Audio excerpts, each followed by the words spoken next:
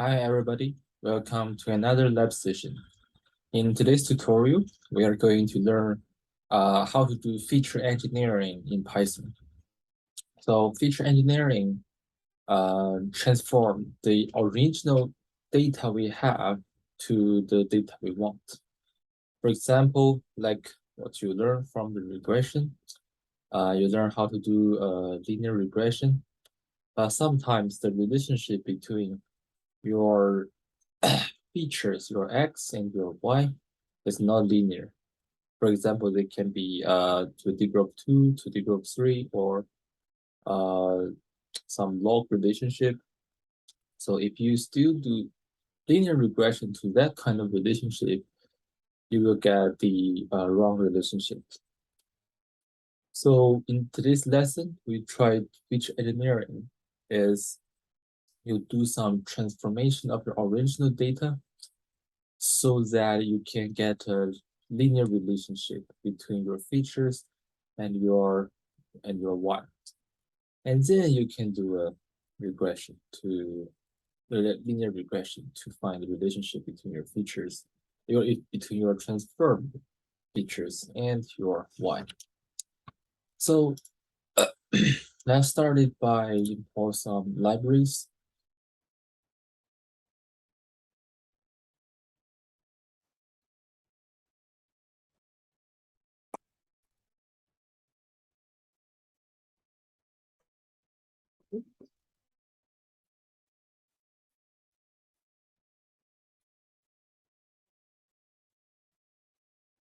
And then let's try some plots. So here we create the x, which is a line of range of x, which is from the -3 to +3.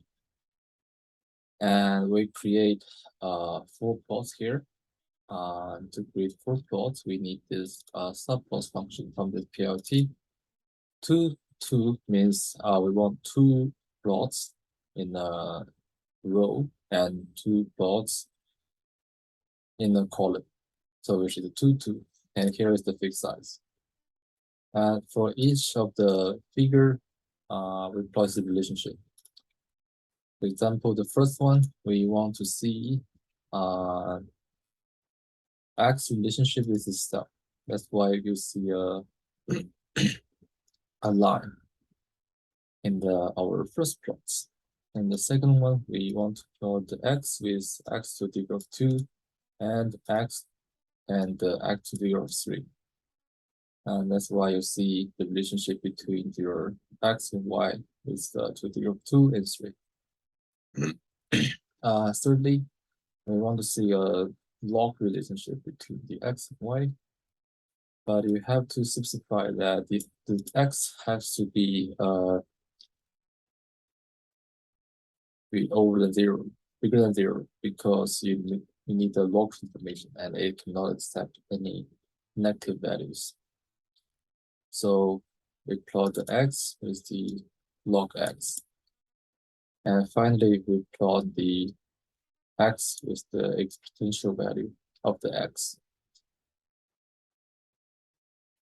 And we plot this plots because we want to show you different relationship between your features and your y.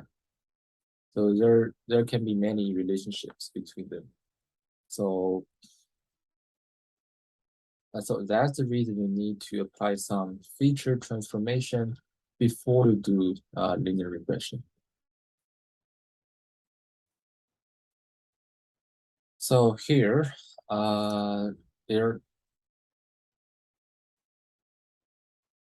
here is some explanation about the transformation, and we call that Taki ladder of powers. So basically, this whole part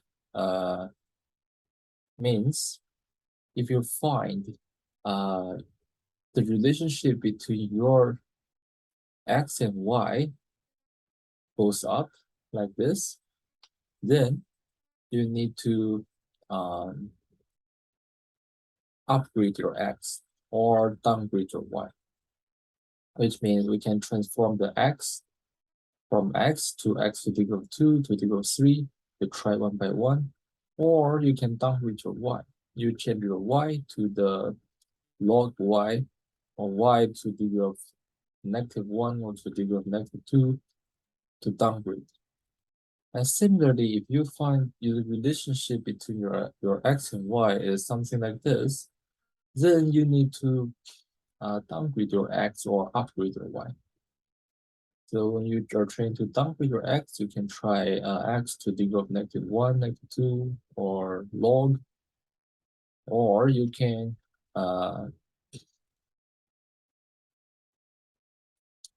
upgrade your y, like transform the y to the y to the degree of 2 to 3 to 4. You can try different transformation of your original features or explanted variable or target variable. So let's check an example of this.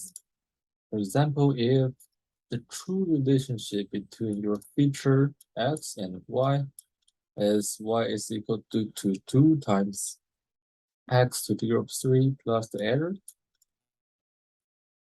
And then let's see if we can find out the relationship between them. So for example, let's create this relationship. We first use our x, which is the numpy line space from 0 to 10, and the space is 20%. This is our x, and then we create our error. Now our error is a follows a normal distribution, and its length is the same as the length of the x.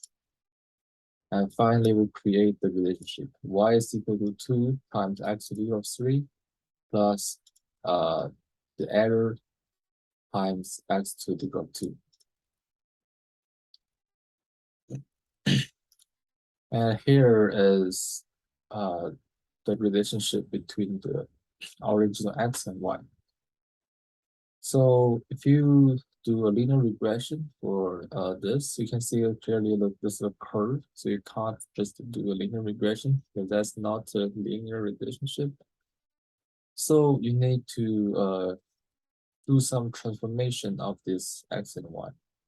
For example, if you transform the x to the x to the degree of 2, which is the upgrade of the x, and you can see that the curve got more flat compared to this one, so which is a good sign because this is more close to the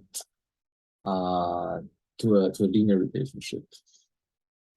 So then you further try relationship between x to the degree of 3 and y, and you can see this is really like a linear relationship. And you can also try x to the degree of 5 with the y. But if you try this, you can see that this is a curve. This is a curve now. So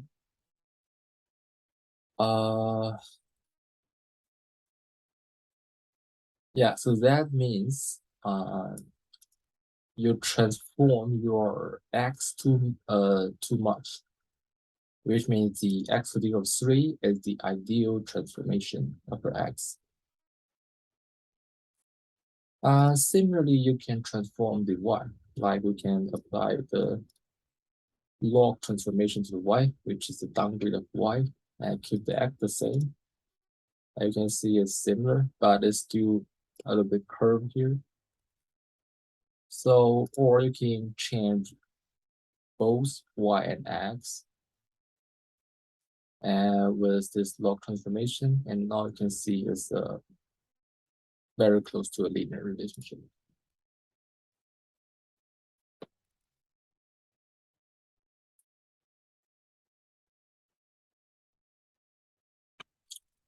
Okay, so let's move on to some real data. So here we import the planet data. The mean distance is sorry, the planet is each planet in our go around the orbit to our sun, and the mean distance means the mean distance for each of the planet to the sun, and the period is how long it takes for one planet to go around the sun. So we're trying to find the relationship between the mean distance and the period. And according to the Kepler's third law, the true relationship between the mean distance and period is where is it? Yeah, as the period to degree of 2 has a linear relationship with the mean distance to degree of 3. But if we don't know that, if we only have the data, let's see if we can find this relationship. So now let's first try to plot the relationship between the x and y, the mean distance and the period. And you can see that it's like a curve, which means we need some feature engineering or transformation of our original data. And so the first thing we try is we try to log of our distance and the log x and y at the same time. And we can clearly see that this is a linear relationship now. So we compare both original data on the left-hand side and after the transformation data on the right-hand side. We can see that after we transform the x and y to log transformation of both x and y, the relationship between them become linear.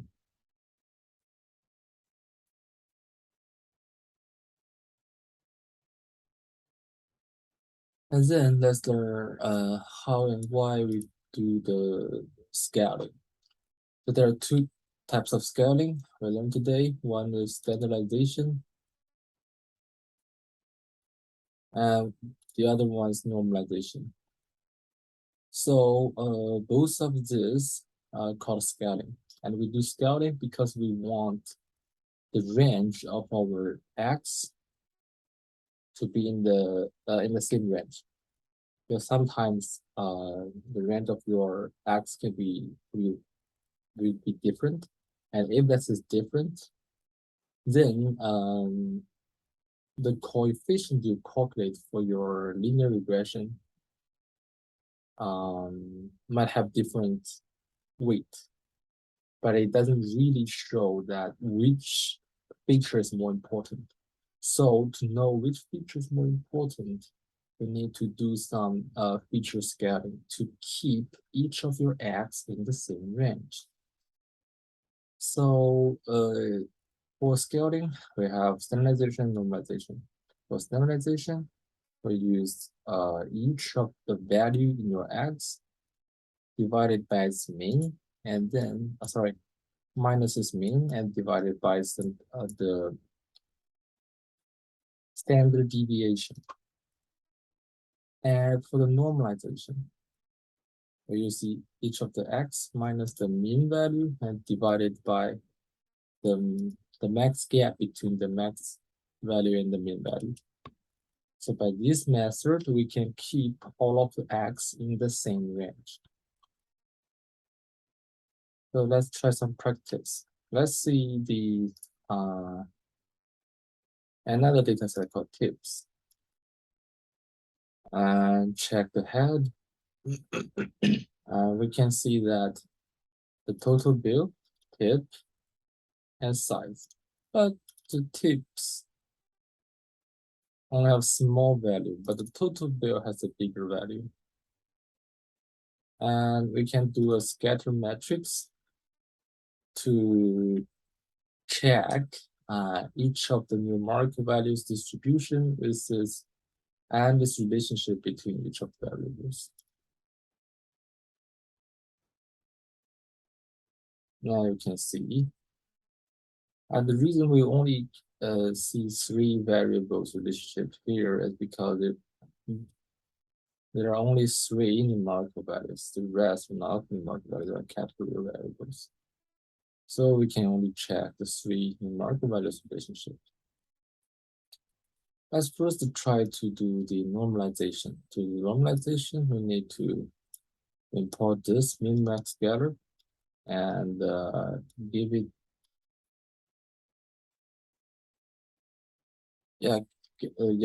build an object of this min-max scalar and use the function fit transform and prove the data you want to transform to be a new column, and check the histogram again. Now you can see that after the normalization, our data changed from 0 to 10, from 0 to 10 to 0 to 1. Yeah, so this is what normalization do. And we can also transform the distribution of the data. Because if you see here, after we change from the tip to the scaled tip, the distribution doesn't really change. The only thing changed is the feature scale. So that's what normalization do. But if you want to change the distribution like this, you need to apply some log transformation. For example, this is the original tip, it's a right scale. But after we apply the log transformation of our data, and it becomes to not rescued, and more like it become more normal.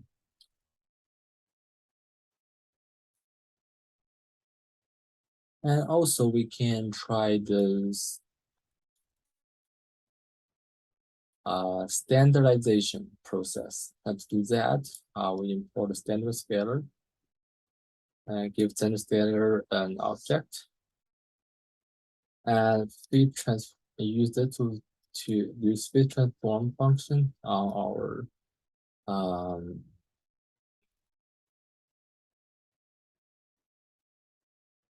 our transformed tip and check it again.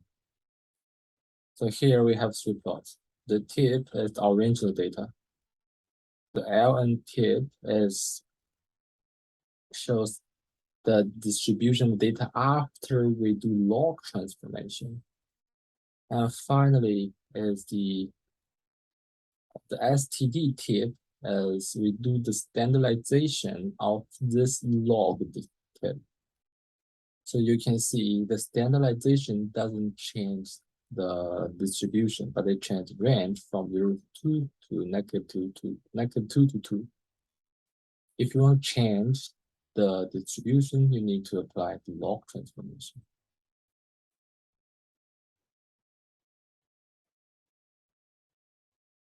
So let's consider the relationship between the tips and total bill. So let's plot the relationship between total bill and tip at first.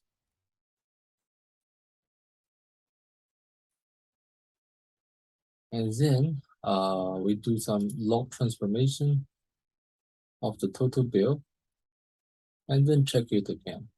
You can see the total bill was rescued, but after we apply the log transformation, it becomes a normal distribution. And then we plot the relationship again, and then you can compare the difference between the scatter plot of this to that, and you can see the difference.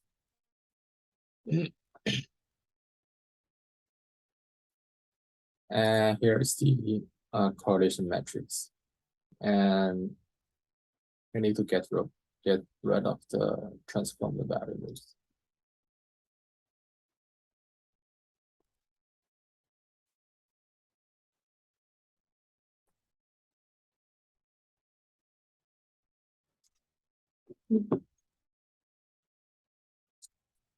And so far, we learned how to transform a numerical value of our data. But what if our data is not numerical value? It might be some categorical variables. How can we change that to use that information to our models?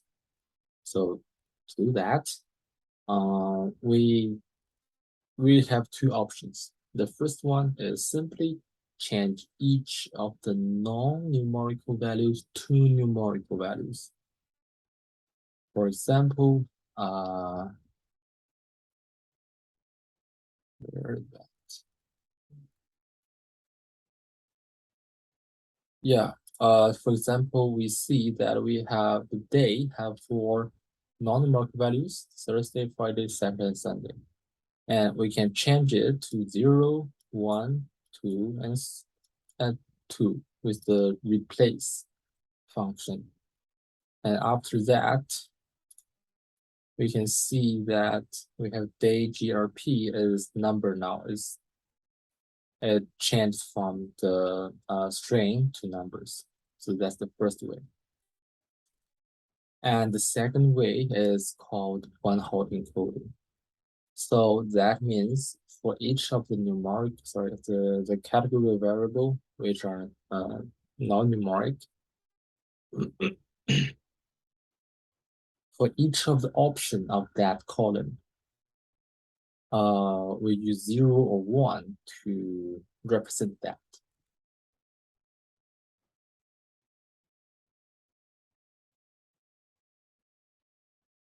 And the function of that is called the getDummy.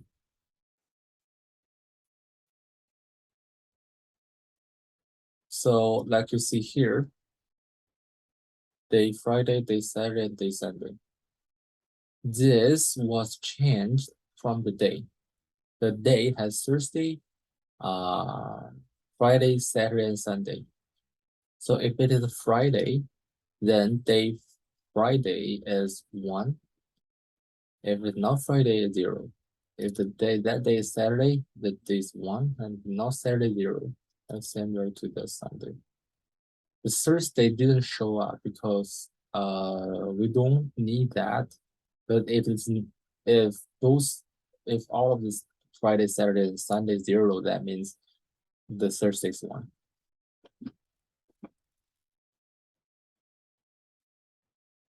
And we drop the data created, the day GRP.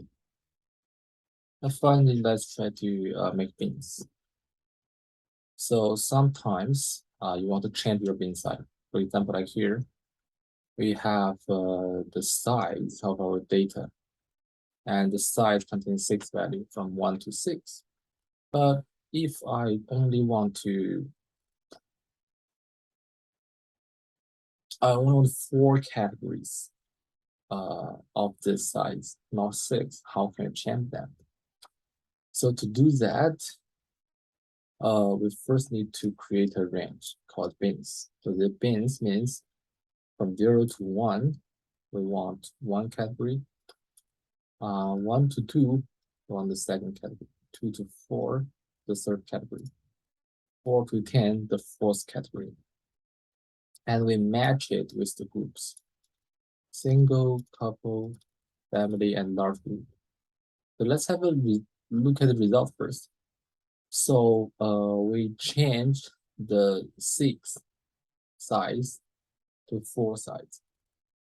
So if you are 0 and 1, 0 or 1, we call it single.